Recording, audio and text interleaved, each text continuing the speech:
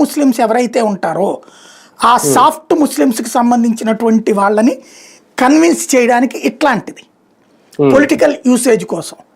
ఇప్పుడు వక్ఫ్ సవరణ బిల్లు వలన ఒక్క ముస్లింకి ఎందుకు నష్టం జరుగుతుంది అనేది వీళ్ళు సమాధానం చెప్పలేకపోతున్నారు.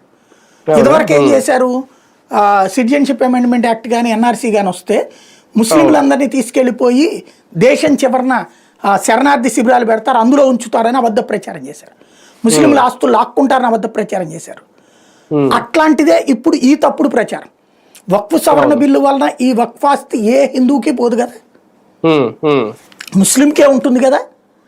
ఆ కమిటీలో ముస్లింలలో ఎవరైతే ఇంతకాలం అణగారిన వర్గాలు ఉన్నాయో వాళ్ళు వచ్చేది, వాళ్ళకి వెళ్తుంది, వాళ్ళకి సంబంధించినటువంటి సమస్యది.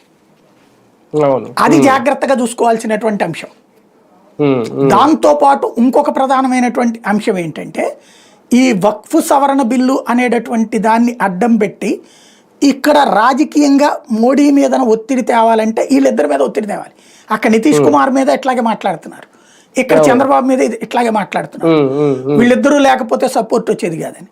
వీళ్ళిద్దరూ లేకపోయినా అక్కడ బలం ఉంది, వీళ్ళిద్దరూ లేకపోయినా సంపూర్ణ బలం ఉంది. సభలో అటెండ్ అయినటువంటి వాళ్ళలో మెజార్టీనే కదా.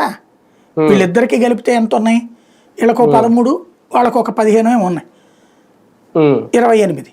అక్కడ ఎక్స్ట్రా ఎన్ని వచ్చినాయి లోక్సభలో వచ్చేటప్పటికి దాదాపుగా 50-60